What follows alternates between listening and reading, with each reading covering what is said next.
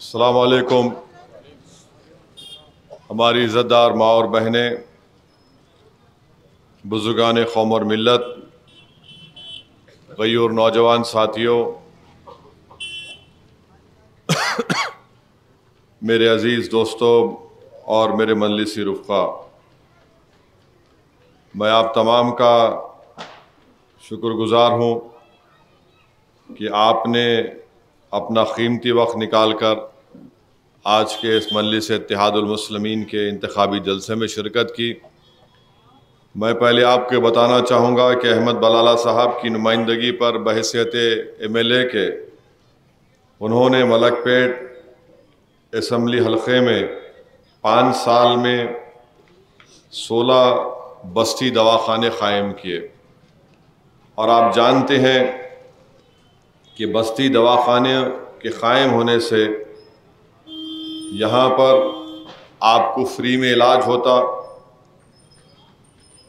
आपका लैब में टेस्ट होता और उसमें आपके जो जो बीमारियां हैं, ब्लड प्रेशर है, शुगर है या बड़ी बड़ी बीमारियां होती हैं, उसका मुफ्त में इलाज ये बस्ती दवाखानों में होता। तो 5 साल में अहमद बलाला ने 16 बस्ती दवाखाने बनाए।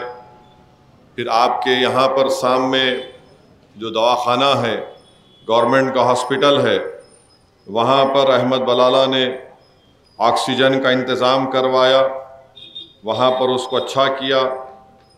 और फिर डबिलपुरा में दवाखाना है, उसको इम्प्रूवमेंट बलाला साहब ने करवाया। साथ ही साथ आप देखते हैं कि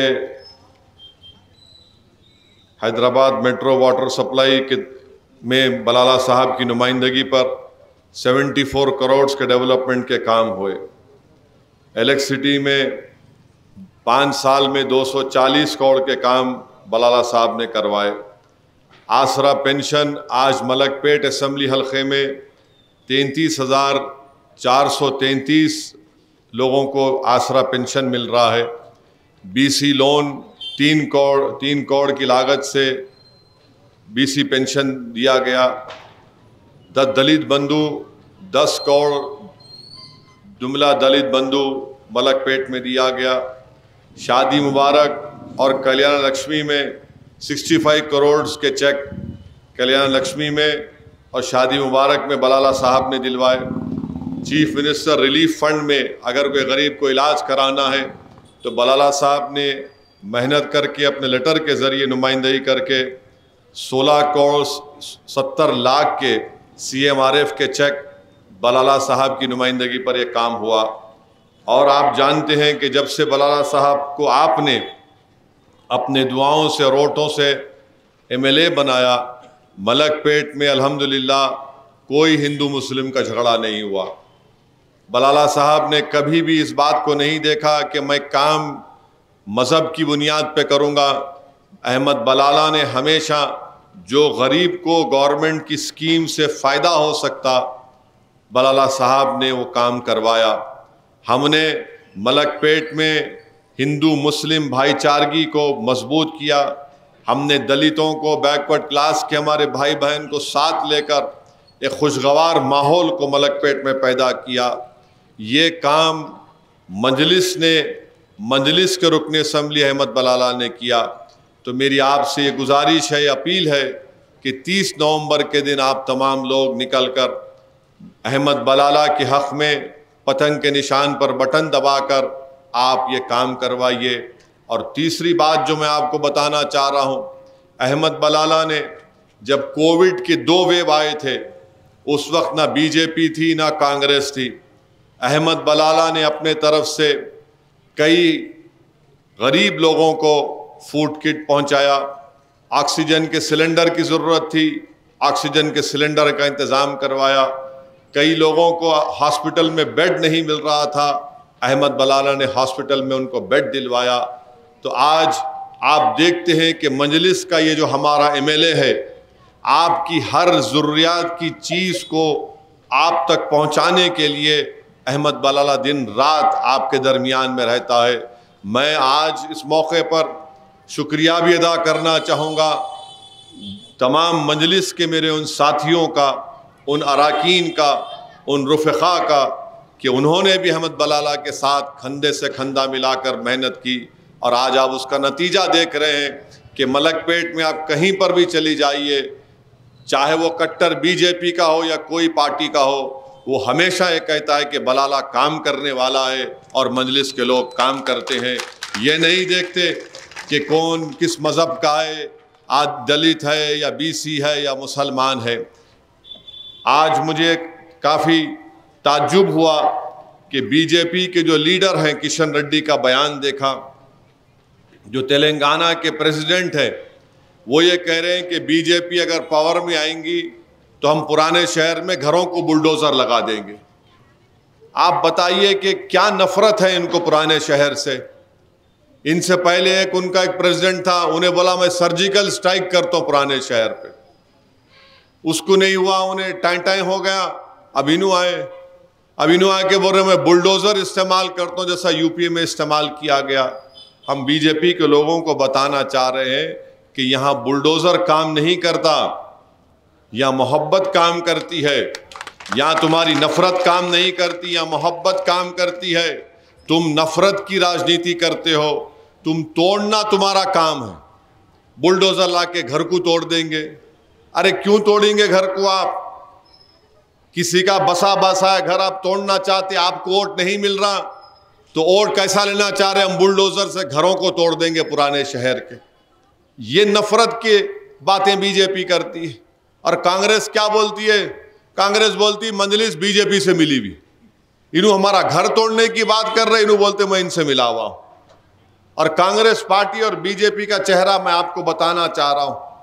आज से 3-4 दिन पहले बाजार घाट में एक फ्लैट में 9 लोगों की मौत हो गई, आग लग गई बिल्डिंग में। आप देखे होंगे वो बिल्डिंग के अंदर जो है वो मालिक जो था वो केमिकल रखा, केमिकल के डब्बे, आग लग गई। आग लगी तो 10 मिनट के अंदर हमारा जो पार्टी के यूनिट है वहां पे, वो पूरे के पूरे पहुंचकर फायर सर्विस को फोन किए। भयानक आग थी। माजिद हुसैन जो एमएलए का इलेक्शन लड़ रहे हैं, वो 15-20 मिनट में पहुंच गए। और माजिद हुसैन यही पुकार कर कह रहा था कि भाई जितना हो सके जान बचाओ, ये मत देखो कि नहीं हिंदू या मुसलमान है। अब सुनिए, आप थाली मत बजाइए, थाली मारने के लिए नहीं बोल रहा हूं, बता रहा हूं हमारे दिलों में क्या है।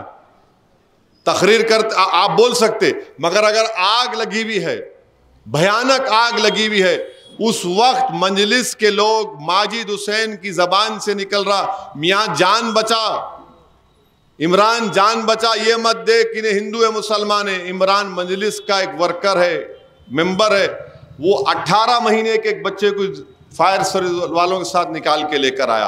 कौन था वो? हिंदू था, हिंदू की औलाद थी। क्या उस वक्त भी देखेंगे हम ये हिंदू है इन्हें मुसलमान है?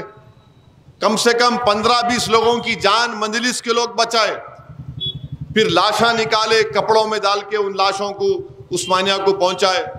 ये सब होने के बाद कांग्रेस के लोग आके लाशों पे सियासत कर रहे। अरे कुछ नहीं, तुम आते नहीं, तुम करते नहीं।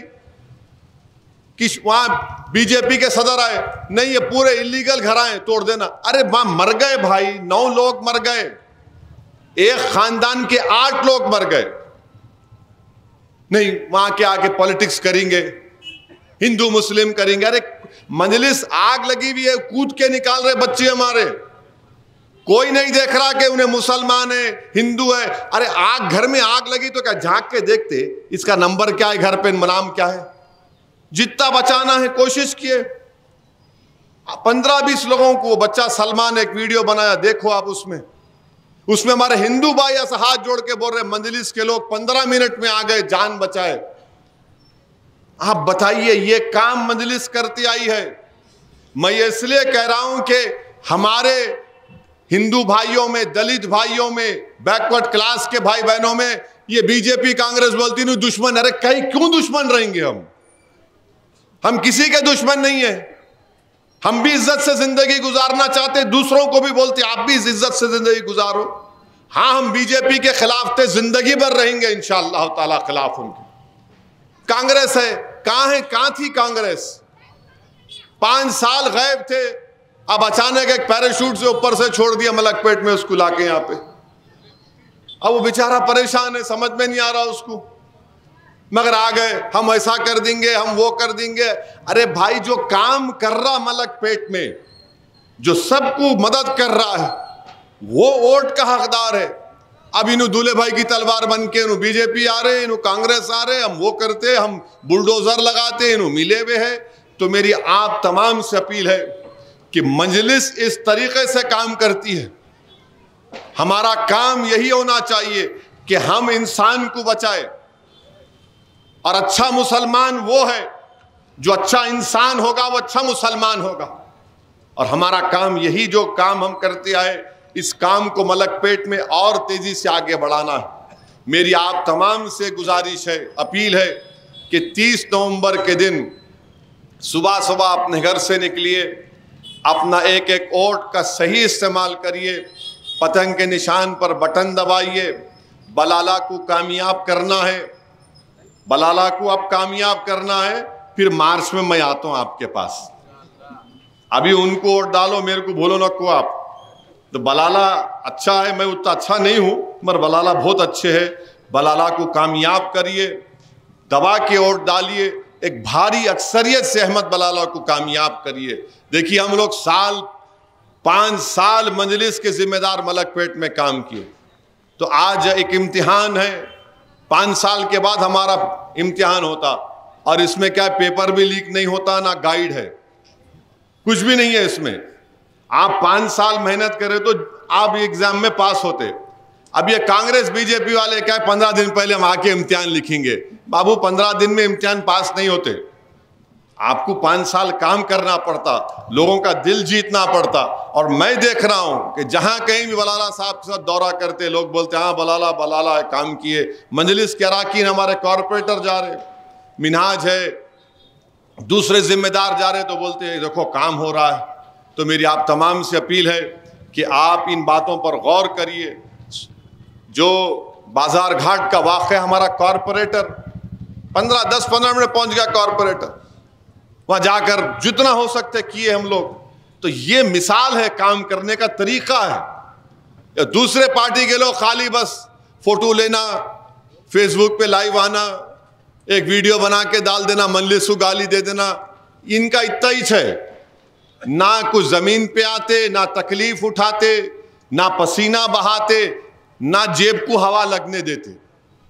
अब इलेक्शन आ गया तो मेरे को समझ में नहीं आता कि इलेक्शन जब आता, इनके ने पैसे कहां से आते, इनके ने अब पैसे कहां से आते इलेक्शन लड़ने के लिए।